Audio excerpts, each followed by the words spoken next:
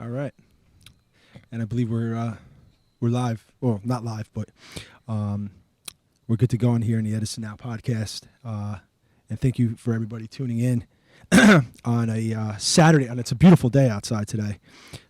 Beautiful fall day.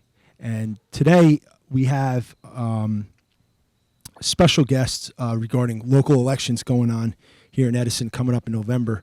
And something that's, close to my heart, Board of Education.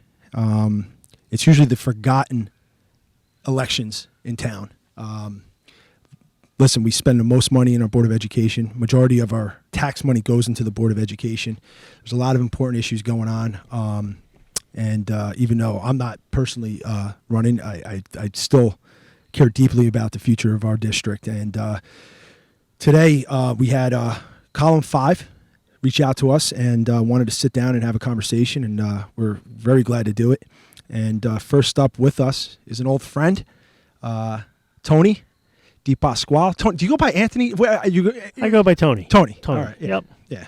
So what's going on, Tony? It's been a busy few months. Yeah. With the election and just everything that's happening in the world. Well, look, just for full disclosure, Tony actually lives up the street from me. Yes, and, I do. It's good to see somebody. I'm happy you're running. Thank you. And tell us a little about yourself and why you are running. Sure. So just to personally give you a little information about myself. So I was born and raised in Rahway, and which is about 15, 20 minutes from here. And I've been married 27 years. Mm-hmm. I have 2 teenage boys. They are both special needs children. Mm-hmm. They are 17 and 20. One has a few more years left in the in the district, and the other one is going to Middlesex County College.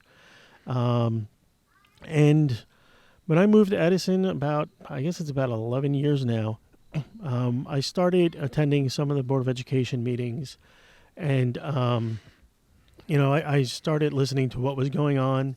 And then with the special needs program, I was getting really involved in that. And then the thing that really got me involved was they were trying to privatize the paraprofessionals. Mm-hmm. And we as parents didn't feel that was really something that was positive for the kids. So a group of parents, myself, we really started attending consistently the Board of Education meetings and voicing our opinions. And luckily they listened to us and they didn't privatize the students, the paras. And, through the years, I've spent my time just being involved in the special needs programs, getting to know people, parents, people in the district, teachers. Recently decided that I really need to have a stronger voice. Mm-hmm. And one of those ways of doing that is running for Board of Education. I think my own opinion, I think you're being a little modest, because I think you've are a champion, a fighter for your own kids. That's number one. I mean, that's how you and I got involved. Yes. That's how we actually became really friends. Right. Ironically, folks, last year when a lot of people talk about the special needs department now, and a lot of it's because of our campaign last year.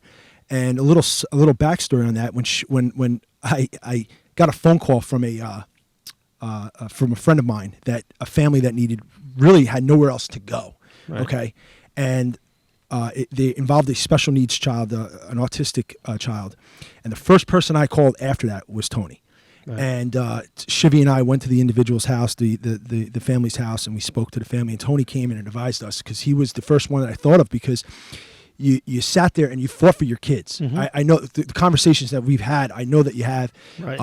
Whether it's through mediation and everything else. So you've really went to bat for your kids. You were the biggest voice, biggest champion for your children. And I think, that's... Right.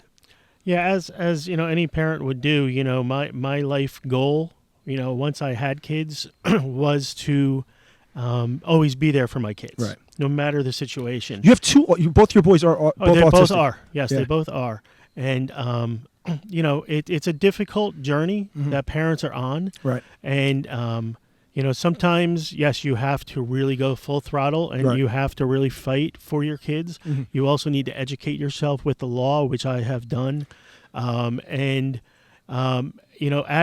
for them has allowed me to, for so many years, to now start advocating for other children Right. by meeting with parents and helping them at IEP meetings, and advising them in the mediation.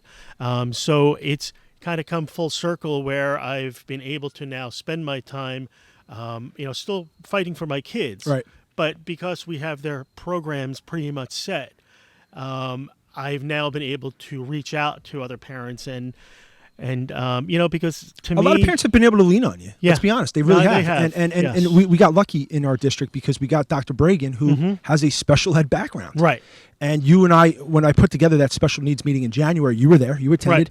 I thought he was phenomenal. He was amazing. I mean, yes. I got to be honest. I sat back in the corner and I said to myself, we got ourselves a leader here. Yeah. Now, I didn't know anything about him. Right. I just accept that he had that background, but he commanded that room. I remember Conway's like, "Are you going to sit up there with him?" And I said, "No, absolutely not." And thank God I didn't, because the faces of the parents when they left that meeting, Tony, if you remember, were like they went in there frustrated. Right. They left there with like relief, like he didn't accomplish something yet, but they were like, we finally feel like something's going to get done. There's somebody who understands us. Right. Is what it really was. Right. And even out of that meeting, I was able to create this Facebook group. Actually, I created the Facebook group while we were at that meeting. Okay. Announced it.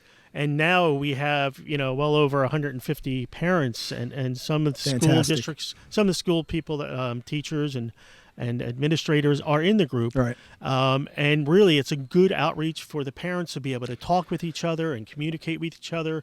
And it's been really successful. And that's really what my thrust is for not just the special needs kids, but for all kids in the district. Yeah. We need to have communication. We need to have that working ability between the parents and the school district. Right. And that's just, how I've been able to really get things working well is by reaching out to the parents, reaching out to the district officials, and working together. Right. For the common goal. Well, Tony, we're gonna we'll wrap it up here. We're gonna keep it nice and quick and simple here. Sure. Give us a last closing statement, a last closing argument for yourself here as we wrap up. I'm really running for the Board of Education for the kids, the parents, the taxpayers. The slate is honesty, integrity, transparency. And that is very important. Each one of those is very important for the kids, the taxpayers, and the parents. And that's something I've even talked about at board meetings, that there needs to be transparency. We need to create a relationship between the Board of Education and all three of those groups. And that's really one of the things that I really want to work on while I'm on the Board of Education, because it's really important, and it's the umbrella for everything. Right. That is done in our district. Well, listen, I could just say, from the bottom of my heart, you would be a great asset to the board, and I have no doubts about that. And I wish you the best of luck. And we'll definitely talk soon. Sounds great. Thank you very much. You Appreciate it. All right, guys. Anthony DePasquale, column 5.